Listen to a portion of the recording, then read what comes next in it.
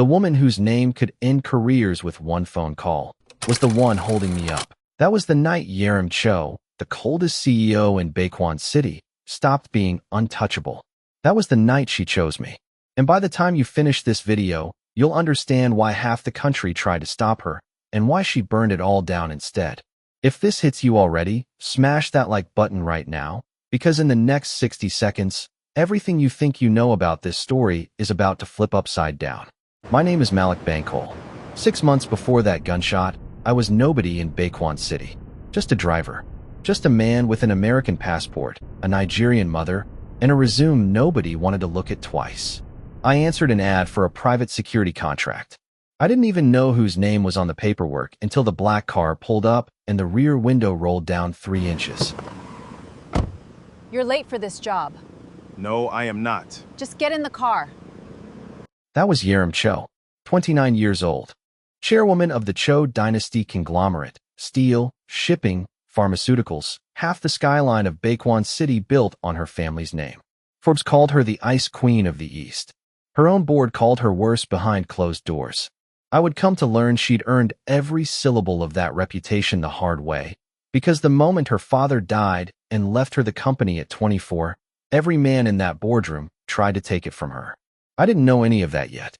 I just knew I needed the money, and I needed to disappear from a life in Atlanta I wasn't ready to talk about. Comment below right now, Team Malik or Team Yerim, because trust me, by the end of this, you'll be switching sides more than once. The first 3 weeks, she barely spoke to me.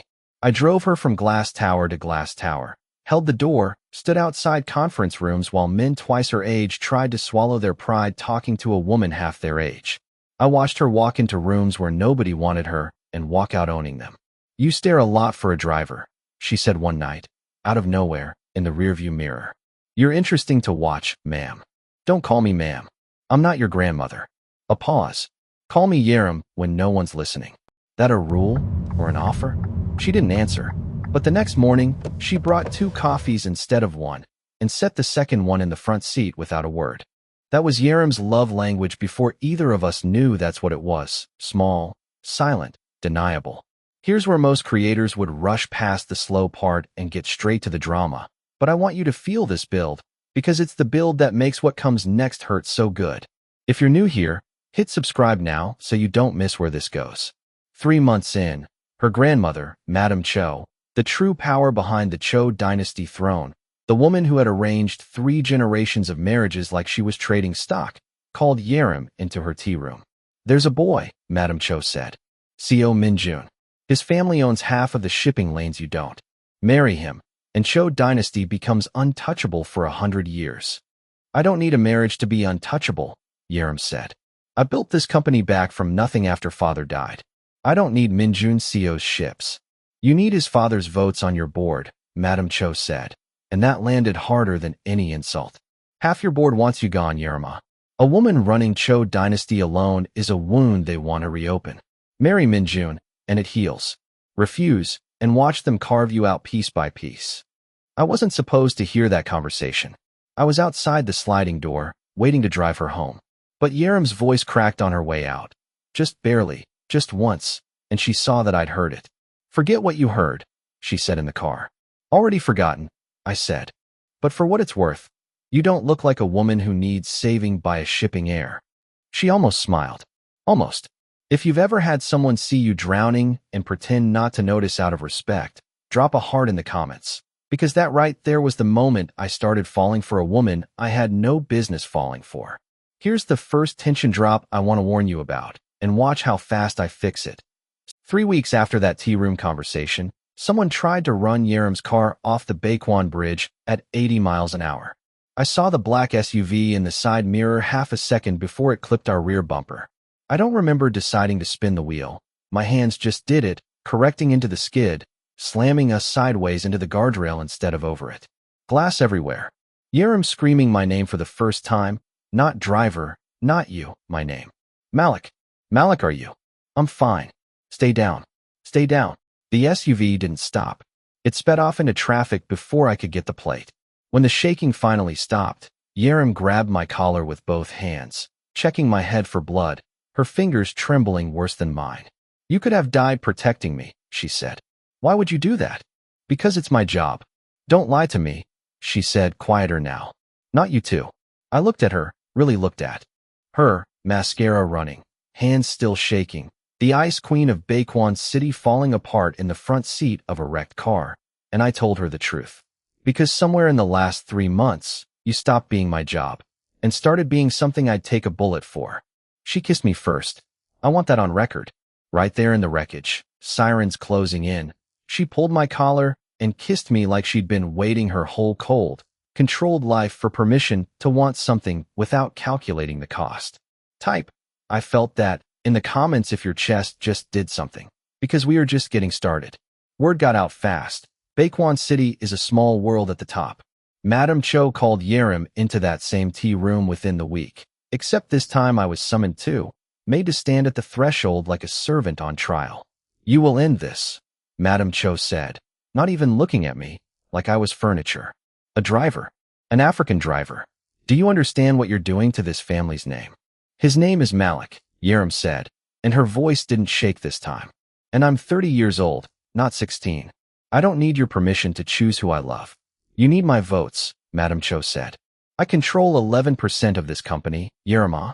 I can move that 11% to Minjun's family in one phone call and watch your little board coup happen overnight. Is this driver worth your father's legacy? The room went dead silent. I watched something in Yerim's face I hadn't seen before. Not anger, not fear, but calculation, the same look she wore walking into hostile boardrooms. She was doing math on her own heart. Give me a week, Yerim finally said. I left that house feeling like a stock she was deciding whether to sell. If you think I gave up right there, comment keep going, because you already know I'm not that kind of man, and neither is she, but I won't lie to you. That week was the hardest 7 days of my life. For 6 of those 7 days, Yerim didn't call, didn't text, sent a new driver, some kid named Ji-hoon, to pick her up instead. I told myself I understood. 11% of a company her father built from nothing. Family. Legacy. A word like African driver, spoken like an accusation in a tea room that smelled like money and old rules. I was packing a bag to fly back to Atlanta on the 7th day when someone pounded on my apartment door so hard the frame shook. It was Yerim. No security. No driver. Rain-soaked, mascara gone. In the same coat she'd worn to a board meeting 8 hours earlier. I fired Ji-hoon, she said, breathless. I told the board I'm postponing the CO marriage indefinitely. I told my grandmother that if she moves her 11%, I will personally buy it back from Minjun's family at triple the price, and she can watch me do it in front of every camera in Baekwon City. Yerim, I'm not done. Her voice cracked wide open. 7 years of Ice Queen finally. Melting on my doorstep. I have spent my entire life being told what I owe this family. My face. My name. My marriage. I built this company back up alone after they wrote me off, and I am done asking permission to want something for myself. I want you, Malik. Not the driver. You. And if that costs me 11%, I'll build it back the way I built everything else. I pulled her inside out of the rain, and I didn't let go for a long time. Smash that like button right now if you're rooting for them, because Grandma is not done, and neither is Fate. This next part changes everything. 2 weeks later, Yerim called an emergency board meeting and did something no one in Baekwon City had ever seen a Cho do. She stood in front of 11 executives, her grandmother, and Minjun Seo himself, and she introduced me publicly as her partner. Not her driver, not a scandal to manage, her choice. The room reacted exactly how you'd expect. Minjun's father stood up and walked out. 2 board members started whispering about optics and shareholder confidence. Madam Cho sat frozen at the head of the table, her jaw tight enough to crack teeth. This company has survived recessions, hostile takeovers, and my father's death, Yerim said, her voice steady as steel. It will survive me being happy. If any of you disagree, my lawyers have already drafted the paperwork to buy out your shares at market value, effective this afternoon. Nobody moved. Nobody spoke. She had them, and she knew it. That should have been the happy ending. That's usually where a story like this would fade to black and roll credits. But real life, and this story, doesn't work that way. And here's exactly where I want you to lean in, because everything you think you understand is about to break apart. 3 nights after that board meeting, Yerim's company was hosting its annual charity gala. 500 guests, cameras, half the elite of Baekwon City in one glittering ballroom. I was there as her guest, in a suit that still felt borrowed even though it was mine, watching her work the room like she owned gravity itself. That's when Minjun Seo approached me at the bar, smiling in a way that didn't reach his eyes. "You should leave her," he said quietly, swirling his drink. "Not for her sake. For yours." "Excuse me. You think this is a fairy tale?" he said. "A poor driver, a rich queen, true love conquers all. But you don't know what's coming for her, and when it comes, you'll wish you'd walked away while you still could." Before I could ask him what that meant, the lights in the ballroom flickered once, then went out completely. Screams, glass shattering somewhere near the east entrance. And in the chaos, one gunshot, sharp and close, followed by Yerim's name being screamed by someone near the stage. I didn't think. I ran toward the sound, toward her, shoving through a stampede of designer gowns and expensive panic. And that's exactly where we came in. Me on my knees in champagne and blood, and Yerim holding my face in both hands, begging me not to close my eyes. If you've been waiting for the twist, here it is, and I promise you did not see this coming. The bullet wasn't meant for Yerim. It was meant for me. Here's what came out over the next 48 hours, piece by piece, while I lay in a hospital bed with a shoulder wound and Yerim refused to leave my side, even when her own security begged her to rest. Minjun Seo hadn't been threatening me out of jealousy. He'd been warning me because he knew something Yerim didn't. Her cousin, director Jung Taeyong, the same cousin who'd sat quietly on the board for years, always polite, always agreeable, had spent the last 18 months secretly buying up Cho Dynasty shares through shell companies, positioning himself to force Yerim out the moment enough scandal hit the family name. A scandal like a chairwoman dating her driver was good. A dead driver at a public gala, with Yerim's name splashed across every headline in Baekwon City, was better. Taeyong hadn't hired the shooter to kill Yerim. He'd hired him to kill me. Publicly, violently, and let the resulting media storm around a chairwoman's disgraced affair turned deadly, do what a boardroom vote never could. Force her resignation out of pure reputational damage. "He used you as the weapon," Yerim said, sitting by my hospital bed, her hands wrapped around mine, so tight it almost hurt. "He was never going to touch me directly. He knew I'd survive a bullet. He didn't think I'd survive losing you." Comment, I did not see that coming. If that twist just hit you the way it hit me, because we are not finished yet. Instead of a quiet hospital recovery montage, Yerim did something nobody expected.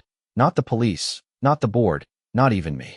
3 days after I was discharged, she walked into an emergency shareholders meeting with a folder of financial evidence her own forensic accountants had built overnight, laid it on the table in front of director Jung Taeyong, and said one sentence that ended his career in this company forever. "I know exactly how many shell companies you used, cousin. Would you like to explain them to the board, or would you like to explain them to the prosecutor I have waiting outside?" Taeyong's face went the color of old paper.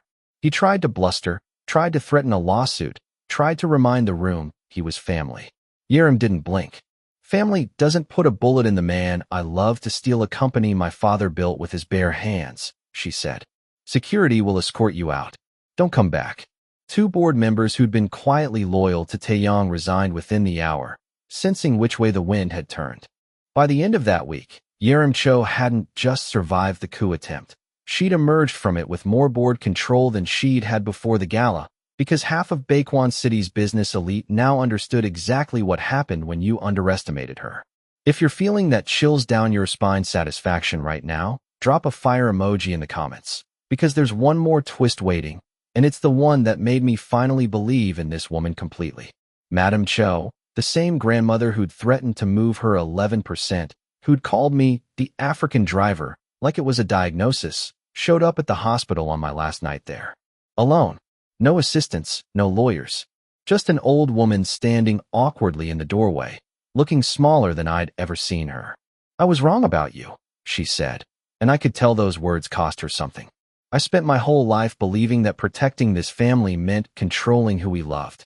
My granddaughter almost lost the one person who ran toward danger for her instead of away from it, and I was too busy protecting a name to see what actually protects a family. She set a small velvet box on the bedside table. "This was my husband's ring. It's yours now, if you want it to be." I didn't cry easily before that year. I cried that night. 6 weeks later, Yerim stood in front of me in a garden behind the same estate where her grandmother once tried to end us, wearing white, holding my hands. And this time there was no boardroom, no shell company, no bullet waiting in the dark.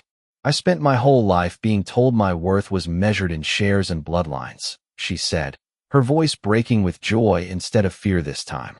You were the first person who ever looked at me and saw a woman instead of a company. I choose you, Malik Bankole. Not because it's easy, because you're worth every board seat, every headline, every risk I've ever taken. I came to Baekwan City running from a life I didn't want. I said back to her. I found the one thing worth staying for. I choose you too, Yerim. Every version of you. The ice queen in the boardroom, and the woman who ran through gunfire in heels to hold my face and beg me not to close my eyes. If this story just made your whole day, comment Malik and Yerim forever below. Hit that subscribe button and turn on notifications, because next week I'm bringing you a story even wilder than this one. A story about a maid who inherited a mafia empire she never asked for. And trust me, you do not want to miss how that one ends. Thank you for watching until the very end. If you want more stories like this, Afro-Korean love stories where power meets heart and nothing goes the way you expect, like this video, subscribe, and I'll see you in the next one.